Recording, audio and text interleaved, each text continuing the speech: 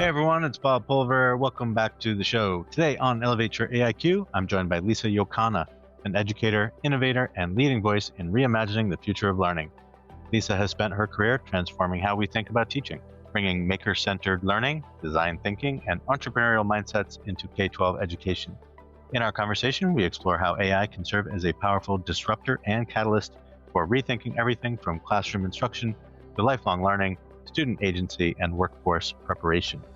Lisa shares stories from her time as an art and art history teacher at Scarsdale High School, right near me here in Westchester County, New York, and from her global consulting work, all rooted in helping students and teachers embrace curiosity, creativity, and change. If you're thinking about how AI is impacting not only the current workforce, but also the workforce of tomorrow, this is a great conversation. Thanks, as always, for listening. Let's go talk to Lisa. Hi, everyone. This is Bob Pulver. Welcome back to Elevate Your AIQ. Today, I have the pleasure of speaking to Lisa Yokana. How are you today, Lisa? I'm great. I'm thrilled to be here. I'm glad to have you. So you and I met through a mutual friend and our mutual interest in AI in education. So certainly that'll be the focus of our discussion, but I'm sure we'll get into a few other topics as well. Why don't we just start with, Lisa, you just given the listeners just a quick overview of your background and some of the projects that you're working on. Great. I am a lifetime teacher. I started as an art and art history teacher in private school world, moved to public school, continued to teach art and architecture. And I was at Scarsdale High School. And I realized probably in the early 2000s that the way we taught was just not working. I would talk about, how you create a plan for a building. And I'd look out and kids were glazed and they weren't listening. And then when I asked them to actually go and do it, they clearly hadn't taken in any of that information. So I realized kids have changed and I need to change what I'm doing. And so I became interested in maker-centered learning and design thinking and really flipped my teaching on its head. I then created a program at Scarsdale High School, 3-year sequence of STEAM courses, which culminated in a 4,000 square foot design lab that we designed and built. And it was all hands-on learning by doing. And the culminating course was a social entrepreneurship class in which kids worked in teams using design thinking, using all the different tools, business canvas model, all the different things to create a viable business or a project that would continue on beyond them that actually did good in the community and helped make the world a better place. I retired from Scarsdale 2+ years ago because I had pretty much created all I could create and I was managing people and spaces, and that's not what I like to do. So I, since then, have been consulting around the world, which is exciting, on innovation, teaching entrepreneurial and developing entrepreneurial mindsets in K-12 and really working with teachers pretty much everywhere, which is exciting and fun. And I think for me, what's so exciting about AI is that it is, again, a disruptor, like a big disruptor in the world of education, and hopefully can be a catalyst to help teachers re-examine how they teach and what teaching and learning actually means today, because it's certainly changed. Yeah. Wow. I mean, that is incredible.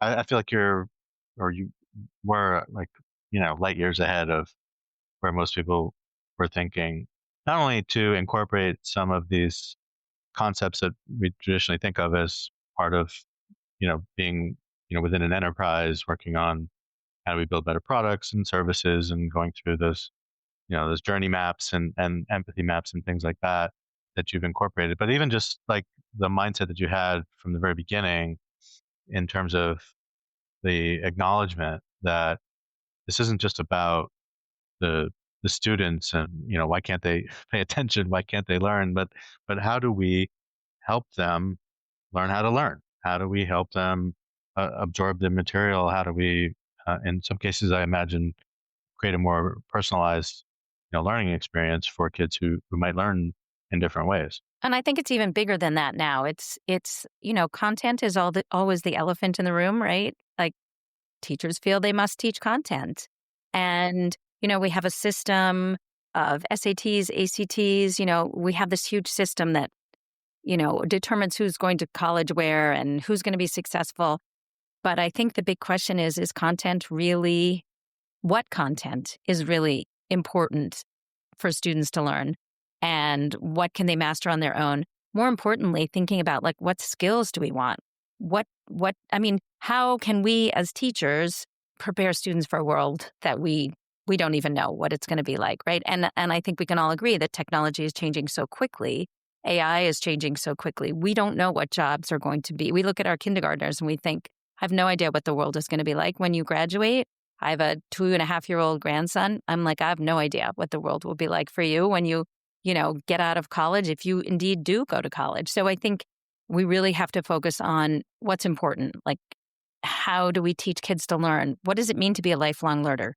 What about curiosity, right? How do we help kids keep that curiosity that, my 2.5-year-old grandson has, right?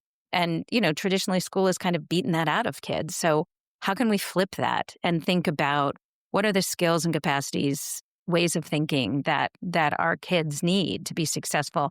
And, I used to say to my students all the time, sorry, my generation has kind of screwed up the world. It's up to you to fix it.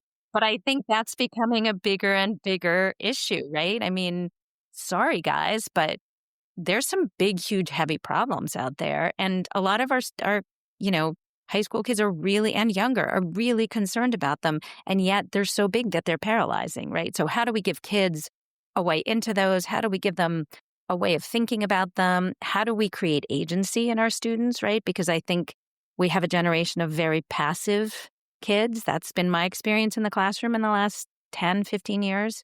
They become passive sort of receivers of content just because of, this beautiful little cell phone device, right? So how do we create kids who are curious and active and have this sense of agency and feel like they can change the things that they care about and make the world a better place? To me, those are the big questions. Yeah, and I think, I guess I would ask the question as far as what factors are different that might help influence people now versus before? Because I'll just sort of tee up one observation. When we look in the workforce, as you know, I spend a lot of time in talent acquisition and the HR space, but in that regard, we think about skill, like what are the future sort of in-demand skills, and whether you look at information from Gartner and Forrester and these other analyst firms, or you look at World Economic Forum.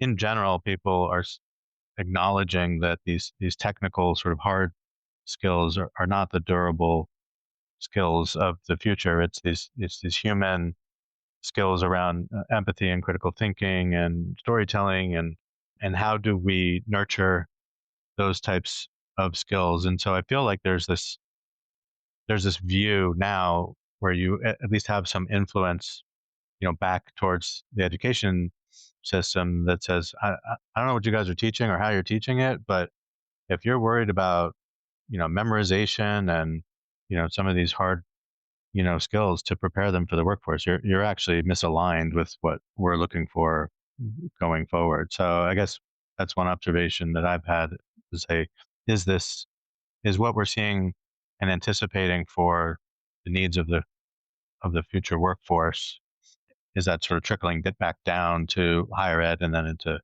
K-12, or is it too removed right now? I think educators have traditionally not wanted to think about developing workers. That's not kind of the purpose of education, is to develop a workforce. But I think the reality is that that's what kids are looking for. They want to know what's real, like what they can actually do. And, they want to do it now. They don't want to wait. I don't want any of them to do open heart surgery on me, but I do think that there are plenty of things that kids can do now that will develop, as I said, this sense of agency that will, and I think agency is sort of one of those, if you think about reducing all of those sort of future ready skills, I think agency is kind of the kernel, the nut. Because if a young person has that sense of agency, they're going to be resilient. They're going to understand how to fail forward. They're going to persevere when things get tough. they're going to understand that, yes, they may have to master some content, but it's really, it's more about like, what questions do you ask, and how do you think, and all of those sort of real things, and not just, as you said, swallowing content. So I think you're right that we're not really sort of developing future ready workers through the system of education, but the system of education, that's really not what it does. I mean, K-12 education prepares a kid to go to college, and college is supposed to prepare them for, graduate school, and then maybe in grad school you figure out that this is, you're going to be a doctor, or hopefully you get that training. But I think that's a major disconnect. But the system of school is a big, unwieldy system, and it's very hard to change that system. And I think it's better to think about, how do we hack it? How do we be subversive and still kind of play by the rules, quote unquote?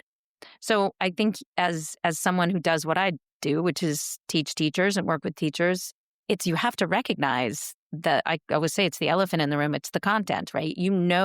As a science teacher, as a bio teacher, if you're not teaching X, Y, and Z, you're going to get a phone call from a parent who says, my kid can't take the SAT-2 because you didn't teach this, and my answer is always like, well, what does that mean to teach it? But you have to acknowledge that there's content that must be taught, but it can be taught in a way that helps kids practice all these important skills, right? And that's what's really interesting to me, is like, how do you, instead of standing at the front of the room and delivering content that no one's, they'll memorize and then forget, how do you make that content interesting and relevant and help kids be curious about it and want to discover more and want to learn more, so that actually, you're doing learning that actually sticks? Yeah. You and I have talked before about how to sort of influence, educators and administrators, parents, students. I'm curious, as I'm embarking on this myself with my involvement, which we can talk about. I'm curious what you attribute to the success that you had, being ahead of your time in the Scarsdale school district, for them to invest and sort of agree that this is a worthwhile, endeavor. I mean, how did you approach that? Well, I never asked for permission. I just asked for forgiveness. Frequently not even asking for forgiveness. I just did things, honestly. Yeah. And so I was teaching architecture courses, and I would find real design challenges for my kids. Like, they redesigned, they took on the project of sort of redesigning the youth room at the Scarsdale Public Library. And then we invited the architects who were doing that design in to hear their presentations. And the architect said to me after the presentations, "Can I address your students?" And I was like, "Oh, absolutely, please." And he said, "I've heard things here that I didn't know. I didn't know how kids like to work, and it's really made me rethink the design, and that's super empowering for kids." And then I would take those sort of experiences that kids have, I would let them talk about it.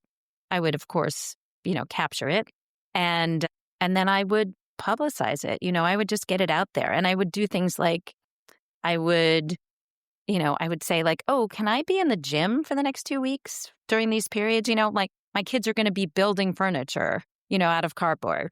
What? Yeah. And then I would invite people, I would invite the admin in, I would invite the board, whatever. I didn't really care. I just knew that my kids were excited about learning and that they were really involved. I would be getting text messages from them at like 11 o'clock at night, like, "Oh, I found this really cool thing," So I wasn't afraid to try new things. I wasn't afraid to be quite public about it. And then when I went to the board actually said, "We want to teach engineering here. We want more of our kids to go to engineering schools."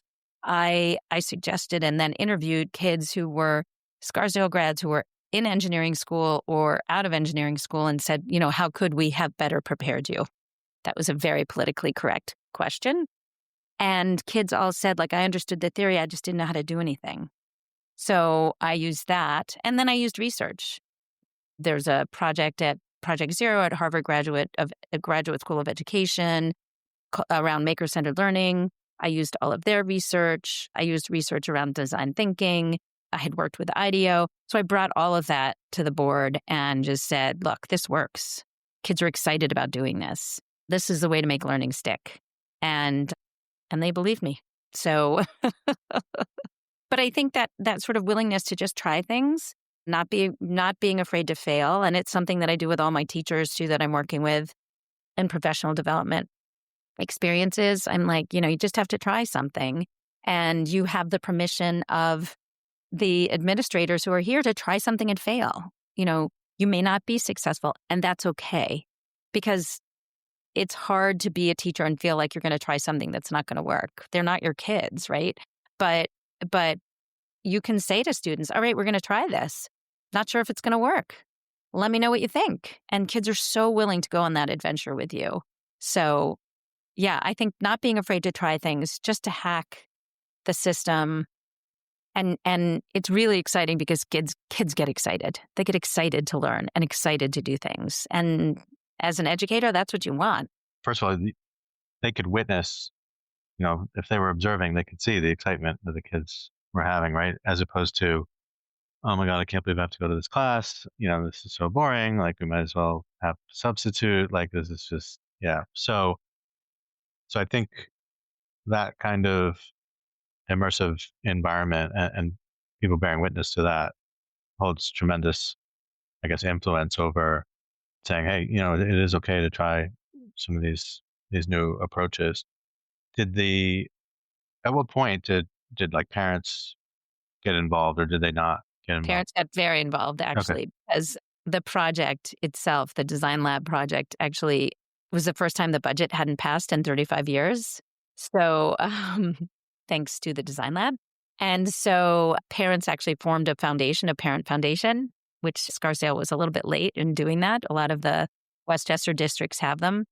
So formed a foundation, and then we went out and raised money. I went along, I did the cocktail party circuit and talked about what it was. I was lucky enough to have Mark Bezos be the head of the foundation, and he 100% believed in design thinking. He could talk about it in, how he used it in business, how, he was excited to hire people who knew it and who had that kind of mindset. And we raised, I think, $2.5 million to pay for the Design Lab. So parents got very much involved. And then when we started the social entrepreneurship class, we always, and they continue to do, a public pitch. So parents are all invited, community members, whomever that has been involved in the projects. So it's a very public pitch, which is great for the kids because it's, real. But I think also parents are so excited to see how excited their kids are and how polished they are and how proud they are of what they've accomplished during the year. And so, the first year or two even was a little bit of a heavy lift. And then, Looking for the inside scoop on payroll? Whether you're a payroll pro or just curious about your paycheck, we've got two podcasts you cannot miss. It's About Payroll delivers the latest trends for payroll pros, and It's About Your Paycheck is here for employees, breaking down pay and rights in simple terms. Two great shows, two great hosts, and endless insights to keep you informed and empowered. Subscribe now and elevate your payroll knowledge. Brought to you by Work Defined, where payroll meets people. Kids were scrambling to get into this course. So, I think parents understand when their kids are excited. They want their kids to be excited. We all want our kids to go to school, right? And be happy about it. So I think the community support was amazing, and continues to be to this day. So one of the things I think about, certainly we do have an education foundation, and there's other philanthropic organizations and things that I definitely want to engage, but baby steps. We got to have our AI task force kickoff call first. But I think what you described with what happened with the parents, like, you actually had to show them why this was so valuable. And then at that point, it seems like it was just readily apparent. And so I need to think about that, because right now I can say that most of the volunteers are educators across elementary, middle school, and high school, but it's going to take some nudging and some marketing to get more parents involved, and I'll tap into my daughter's friends network as well to Absolutely. get more interest. But I do feel like this, shifting to AI specifically, I do feel like this would have a similar effect if you do it right. It's not if you don't just have it in the typical, classroom style, education. They got to learn by doing. They have to experiment. They have to perhaps have some tactile, exercises and not just be on their devices, at least to learn some of the basics. And part of those basics is, I'm guessing you would acknowledge that most kids are using AI today, but not necessarily using it in an appropriate, and ethical way. So how do we, start tackling, that in a variety of ways where it will actually, resonate without it being sort of this mandate. We don't want it to be like a compliance, policing kind of thing. It's how do you balance maybe the redesign of the learning experience as opposed to being trying to deter or detect problematic use, although you'll have to do some of that too, I imagine. I think that educators need to understand it's here. It's not going away, right? Yeah. Yep. And that it can be an incredible tool. And yes, there are concerns, absolutely, right? And we all, I think we're all aware of the concerns. But I think that's part of our job as educators, right? To talk to kids about what's appropriate, what's ethical, when you use it, when you don't use it, how you acknowledge it, all of those things. And I think that's really exciting work that needs to be done with educators. I'm doing some of this work in the Clarkstown district, which is a nearby district, really thinking about, like, as an educator, what do you value in your classroom? What are some of the values that are important, in the English classroom? What are some of the skills that a student needs to be able to think about historical things, in the way a historian does? And let's talk about those. And are you actually doing those? Are you reinforcing those skills and those ways of thinking in your classroom? Or are you just asking kids to memorize content or, spit things back or write an essay that AI can do so easily, right? I think it's just, it becomes an opportunity for districts and teachers to rethink what they're doing and how they're doing it, what's important to keep, what they can let go of, but what are the conversations that we need to be having with kids around the way they use AI? How can we incorporate it into our lessons and units in a way that helps students understand when it's super helpful, when it's appropriate, when it's not? All of those things should be part of conversations, professional development experiences with teachers right now. And as you said, a mandate does not work. It's like, I would say, it's like a teenager. You give them it's like a tube of toothpaste, right? They're going to figure out a way to leave the tube. So it's like, if you just do a mandate that doesn't understand the community, and the community is more than just the school community, it's the surrounding community, the parents, all of those things are part of the conversation. But I think, again, it needs to be thought of as an opportunity to rethink teaching and learning. And what does that mean? And what does that mean now in the age of AI? I used to ask my students 20 years ago, what does it actually mean to learn something? What does that mean? And they were like, I have no idea, right? So those are big questions that kids should start to think about. Like, what does it mean to learn? Yeah. Why? Like, why should you? When you think about what you're seeing in higher education in terms of their adoption, doesn't that present, at least for older kids, upperclassmen and high school? I mean, this is an important opportunity, right? To prepare them. I mean, if we forget about creating workers for a moment, to your point earlier, and just think about preparing them for the next step of life, which is often college, and they're going to be they're going to be handed a bunch of, AI licenses when they go through orientation. Like they should be prepared. I mean, I know they're digital natives and they figure stuff out pretty quickly or whatever, but there's still plenty of things that we could be doing to prepare them for that next step, which you don't have to wait till you get a full-time job to get your AI have those AI skills. Well, and I think too, like that's one of the ways that colleges are starting to differentiate themselves too, is by handing them that suite. Like you come here and you'll get, the Dartmouth AI or whatever, right? And I agree with you 100%. We need to be educating kids not only on how to use these different tools, but when it's appropriate, right? And how you do it. The ethics of it, I think, are huge. And I think that's something that there's a gap, right? Maybe schools think that's happening at home. Maybe parents think that's happening at school. I think, having those conversations. I was doing a keynote and I was talking to some kindergarten teachers and they were like, around AI. And they were like, well, we don't have to worry about it because our kids aren't using it. And I was like, you're wrong. You're wrong. My 2.5-year-old grandson knows how to scroll. He talks to Alexa. Of course they're using it. They're picking up their parents' phones. They're communicating with devices in their houses.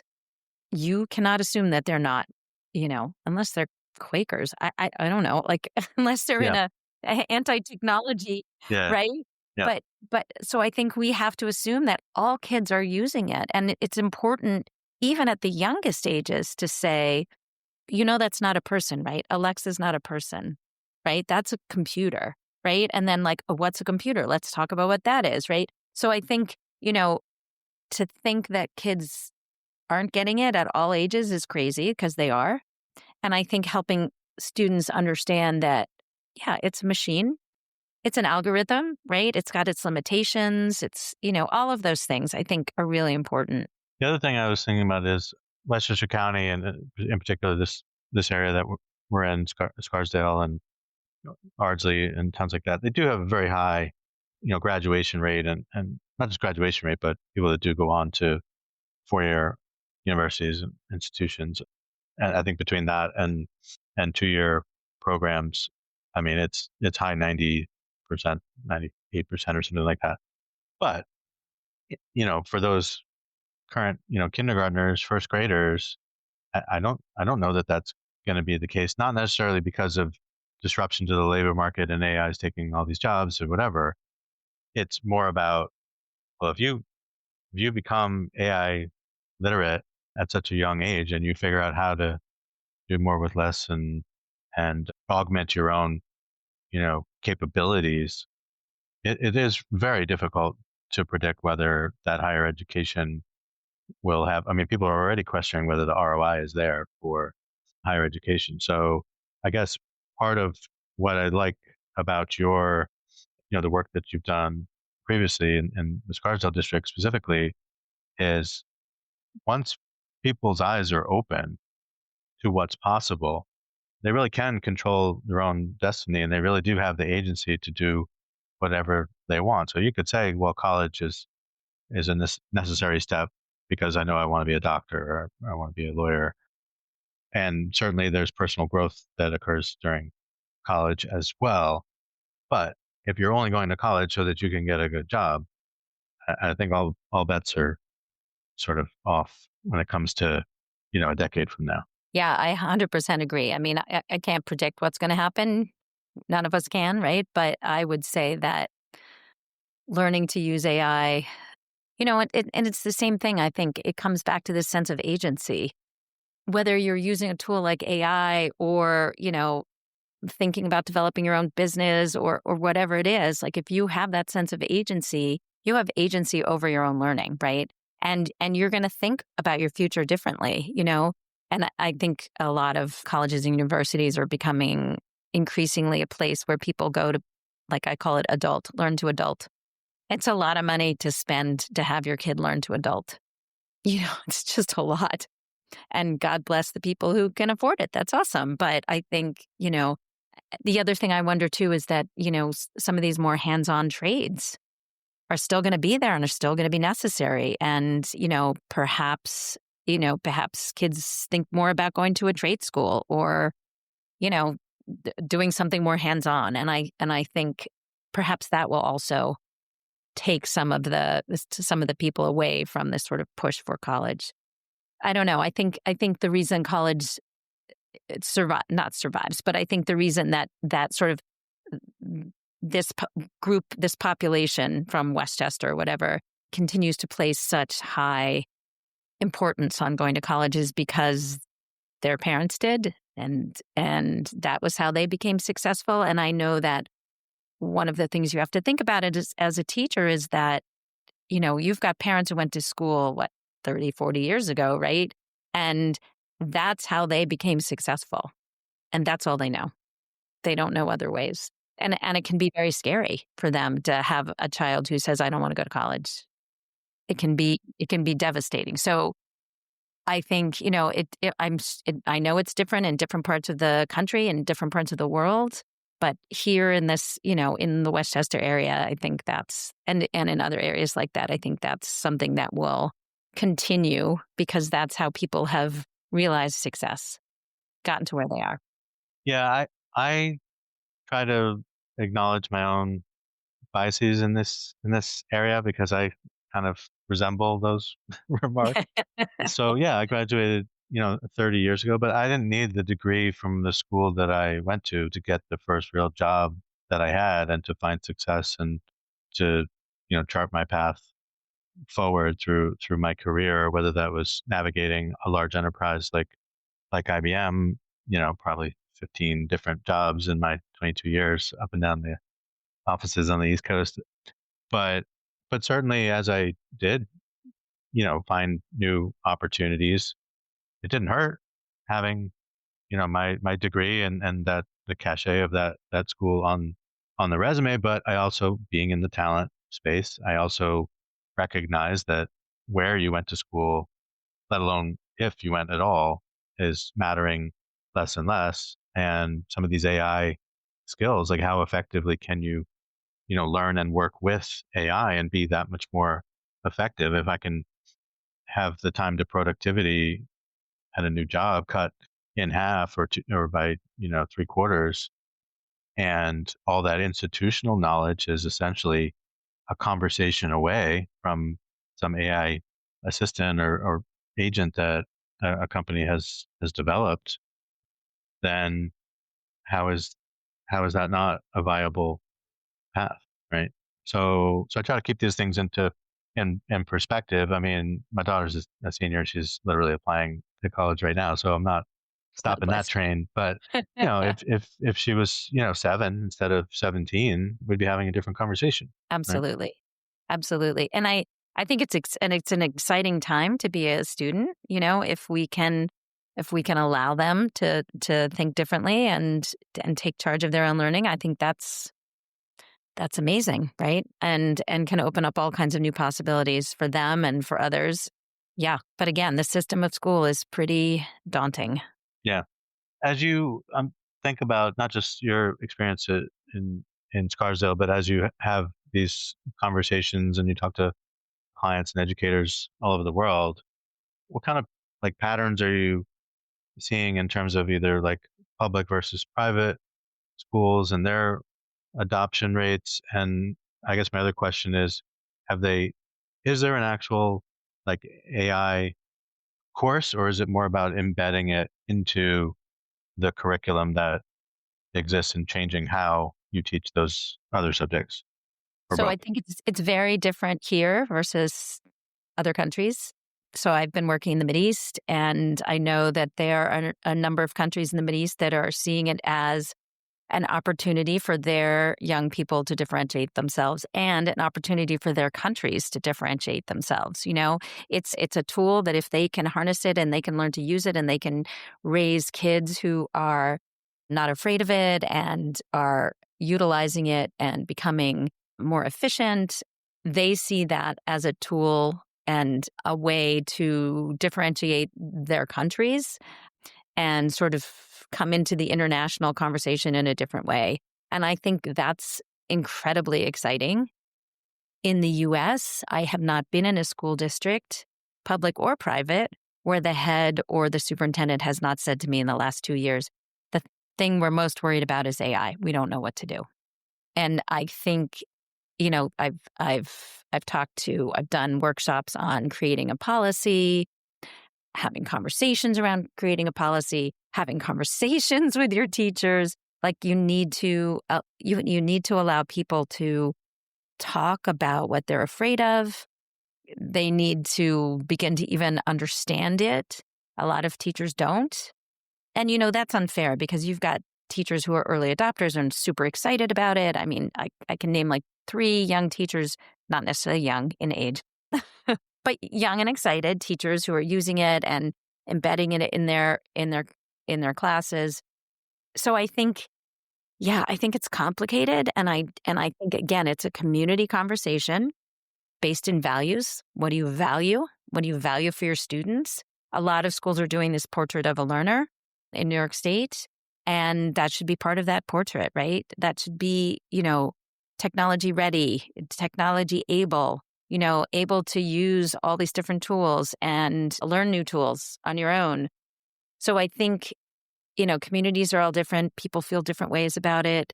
And within those communities, you've got wildly diverse feelings, even across faculties. English teachers feel one way. Science teachers may feel another way. It's very, very complicated. But I think having a conversation based in values, what do you value? What do you value in teachers teaching and learning? And then how does AI fit into that?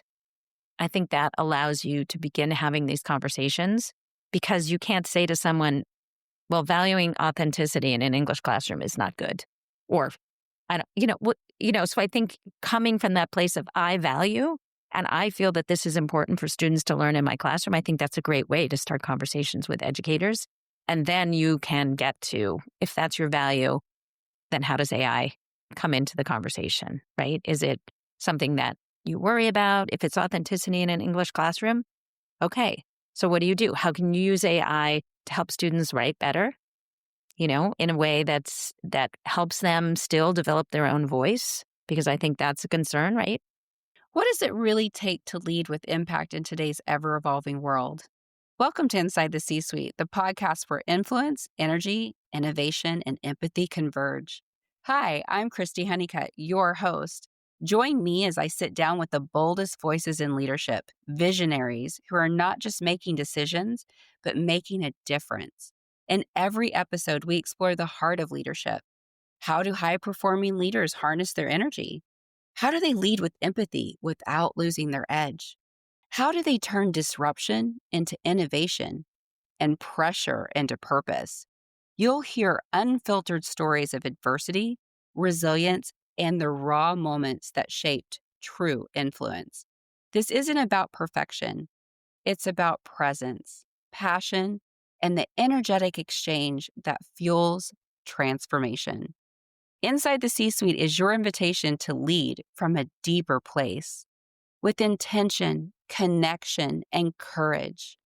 If you're ready to go beyond the surface and unlock what really moves leaders to action, hit subscribe and step inside. You can find us wherever you get your podcast fix. Inside the C-Suite, well, we're an energetic exchange. Let's lead with influence, live with energy, and create with empathy. So I think I think the conversation is as diverse as there are countries and people in the world. It's very complicated. Yeah, no, there's a lot to think about. And so as you're explaining that, I'm thinking, no wonder people have trouble figuring out where to get started, because there's just so much to try to encompass. I mean, we haven't even touched on like the needs of special education or neurodiverse students. Does this help on the accommodation side? Does this help people sort of keep up? Does it obviate the need for people to spend money on tutors? Where do we draw the line in terms of that type of help, or the level of help that could be provided? And then there might be different ways that you need to sort of monitor usage depending on the subject matter as well. I think when it comes to special ed and like English language learners and things like that, I think it's a tremendous opportunity, right, to level the playing field. I think it's incredible. It can differentiate learning for kids. It can help them get organized. And there's so many ways that it can be used for a child who has needs that are different. And I think that's like a whole separate conversation, right? With like special educators. Yeah. But I mean, that population, I think it's a huge benefit. Whether we're talking about the current workforce or the future workforce, I mean, I spent a lot of time thinking about, human potential, and how do we get people to recognize their own potential? How do we give people the tools? Are we measuring the right things? Are we giving them the right assessments so that we have an accurate picture? And then how do we apply tools like AI, based on that information so that everyone can have the success that they want, regardless of, financial, barriers or access to, mentors and coaches and tutors and things like that. And so I just try to put all this in perspective, but also I'm thinking, as we're talking, I'm thinking about how I frame some of these things for the educators and the administrators that I'm going to be working with, but also as we were talking about doing, I wanted to do an Ask Me Anything session, but it really can't, it's not really about me and what I know and the questions that I can answer specifically. I need the administrators to be invited. It's really more ask us anything, right? Because there are going to be questions that parents and others are going to have that I can't answer because I'm not a representative of the school district and I can't answer certain questions. I'm there to provide more of this overarching sort of view of what are expectations as people move to higher education, and then from there, what are workplace kinds of expectations. But maybe that, like we talked about before, maybe that path isn't for everybody, and it won't necessarily be for everybody. In fact, going forward, it could increasingly be that people choose their own path. I mean, even in the workforce today, not everyone is looking for a W-2 full-time role and is expected to work at a big company. There's more and more people moving to entrepreneurial pursuits and the freelance economy and gig work and fractional work and things like that to try to do what's best for them and how they like to think and work and provide value to others. And so I'm trying to sort of bring some of those learnings back to these people who are essentially building the future. It's the future workforce, but we just don't know where they're potentially going to work, right? I think again, it's coming back to student agency, right? It's like you want to create, like, who are the humans that you want to create, right? We want to create kids who, or help create, right? Nurture kids who are creative, empathic, have these great human skills because it's human potential, right? We need humans and help our students understand that those skills and capacities are so important. And that's what differentiates you from AI in a sense, right? I can't remember what article I was reading, but there was a phrase in it like, AI doesn't live a life, right? It doesn't have this lived experience, this embodied experience. And we as humans do, right? And, we have relationships with people that are embodied, right? That are physical, and the AI can't do that. So I think, helping students understand the human capacities and helping them grow those skills and capacities. And at the same time, helping them understand what AI does really well and how to use it and how to use that to get where they want to get, right? I think one of the things that's concerning with kids and AI is all the different sort of ways that kids are using them to sort of supplement friendships or therapists, or that's concerning, especially given the sycophantic nature of AI. And I think, helping kids understand that AI is a tool and not a person, right? It doesn't have your best interests at heart. You need to have some perspective. And I know even as an adult, when I first began using it, it was very easy to go down a rabbit hole and be like, oh, AI is talking about this. Maybe I should think about this too, and then you sort of realize, well, that's not the point I was making, right? So I think understanding that you as a human have skills and capacities and a way of thinking about the world that's very important and that needs to shine through when you're using AI. Whether it's, sort of deciding when you use it, how much of it you use, what you include, what you don't. I think how you use it is very important, right? Thinking of it as, I will often ask AI, like, here's what I'm thinking about. What am I forgetting?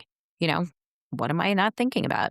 And it may be something that I'm like, yeah, no, that has nothing to do with it. But it does, I use it as kind of a brainstorming partner, which is a great way to use it. But again, coming back to kids, like, we really want them to be good humans. That's what educators want. That's our job, right? And I think that's more than just getting into a good school. That's understanding how AI can be used to better the world, to better yourself, to, make yourself more efficient, whatever it is, but also understanding that there are good and bad things and that it's going to continue to evolve. And you have to just be aware of that, right? Yeah. One of the things that I think is very relevant to your early experience in the sort of maker space is around, channeling this creativity and curiosity to building some things with AI, not just using something that someone else built, and having the critical eye to know when it's, just as you said, just being sort of a sycophant and just telling you what you want to hear, and things like that. But also, so that's like responsible use. But I think about responsible design, right? And how do you build something?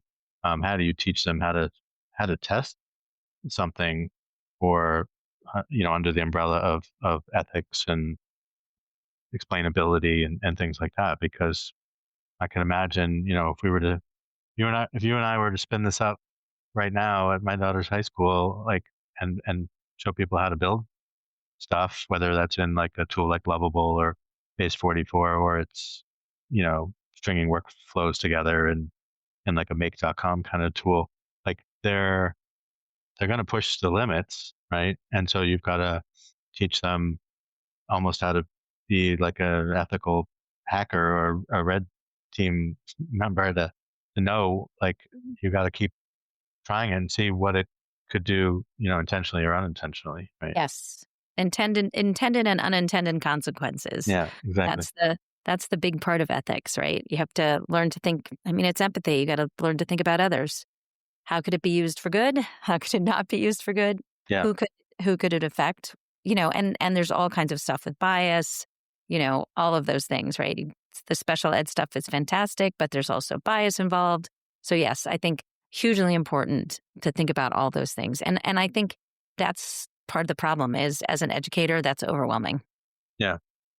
Educators don't have time. Right. In terms of the tech platforms, I know OpenAI has created some things that are intended to, be targeted into the education space. You've got Google is obviously a big player in AI, and they're already embedded in a lot of schools with the Google Classroom platform. Are there? I guess I'm curious about your perspective on, are these things effective? Are they doing the right things? I'm just wondering where schools may start to get like more nudges from the big tech players, for better or worse. Oh, I think the big tech players are pushing hard, right? Especially Yeah. at the college level right now. Okay. And that will trickle down to the high school level. But yeah, if you use Google Classroom, if you use Gmail, people will say like, oh, I don't use AI. Well, what do you think all of those, like when your sentences are completed for you in your Gmail, where do you think that's coming from, right? That's, so I think, again, it's a big push because it's a market, right? You're gonna want to sell to that big market. And again, I think thoughtful adoption, having these conversations around, what do we want for our kids? Those are hard conversations. Again, it's got to be a community conversation. But I think school districts have got to start having these conversations and thinking that, well, we just have to come up with a policy. That's not good enough. That's not good enough. It's got to be community conversations. And I think, that's even something to think about in your own community. Like, how do we even just start having these community conversations around what it is and what we're worried about, what we're excited about, and get people talking to one another? Because I think it's important to share all of that and people feel strongly about all of this. So, but again, it's not going away. So Yeah. Yeah. to stick your head in the sand is not a solution either. Right. Well, I'm optimistic that, this task force at school will have a good impact if we do it right. I'm a little discouraged by the lack of conversations that I see on social media in the community outside of school. So I'm kind of counting on this or doing something in parallel, with with the school's sort of blessing, to just say, look, maybe we should take a multifaceted approach to this because it's just too important. I think it's not that people, I think perhaps to your point, it's not that people aren't thinking about it and using it or whatever. They're just not talking out loud. I don't know if it's because they think everyone is more AI literate than they are. I'm happy to give them my AI readiness assessment and see where they stand. But yeah, we've got to be sort of working together and doing so, out loud so we can help each other. 100%. Yeah. It's got to be an out loud community conversation. Yeah. Maybe that's what you call it. Yeah, out loud. Yep. There you go. Yeah, I like that. So, Lisa, I really appreciate your time and all the things that you're doing. I mean, it's just incredible work that you've been doing, and I've really enjoyed our conversation. The ones, I guess I'll just leave it. I'll give the last few minutes to you if there's any sort of advice that we didn't cover that you just want to express to educators, students, parents. Yeah, I think I would say to parents, like, talk to your kids about it. See what they're doing, how they're using it. Start playing with it yourself so that you have an idea of what it is. I think educators, you have to acknowledge that it's there. You have to play with it yourself. You have to, it's not just about detecting when kids are cheating, right? It's about how do we think about this as another tool in our kids' tool baskets, right? That is going to be something that they use in the future. How do we help them understand it? How do we help them understand the ethical uses and responsibilities that they have? That's for parents too, right? Those conversations should be happening everywhere. And again, as I said, no one should be sticking their head in the sand. We should all be talking about it. And I think what's most exciting is thinking about it as a catalyst so that we can think about how to reimagine teaching and learning. What does it mean in 2025 and looking forward, right? We have to be futurists. We have to think about what's going to happen. We can't predict it, but we want to think about how do we make our kids future ready. I think that's very important. And for a future that we can't imagine, right? But then that goes back to what skills do we think they need? What understandings do they need to have? What ways of thinking do they need to practice? And what does it mean to teach and learn? And having kids think about all those things because, that's what they're going to need. That's what they need. And again, student agency, thinking about how do we create students? How do we help students become agentic? How do we help them know that they have a voice in the world, they can make changes, that AI is a tool that can help them get there faster? And, again, the world is in trouble. We need kids who care about it and want to change it and want to make it a better place. So I guess that's kind of my final thought is that our role as educators and as parents is to help our kids think about the future, which can be very scary and overwhelming. And how do we give them tools to tackle that so that it becomes a future they want to be a part of? Yeah, I love it. Excellent advice. Lisa, thank you so much for joining me. This has been awesome. And I wish you the best of luck. And I will probably be reaching out for Please do. Your help as I make my way through this next adventure. Please do. I would love to help. And thank you for today. This was great. Absolutely. All right. Thanks again. Thanks everyone for listening. We'll see you next time.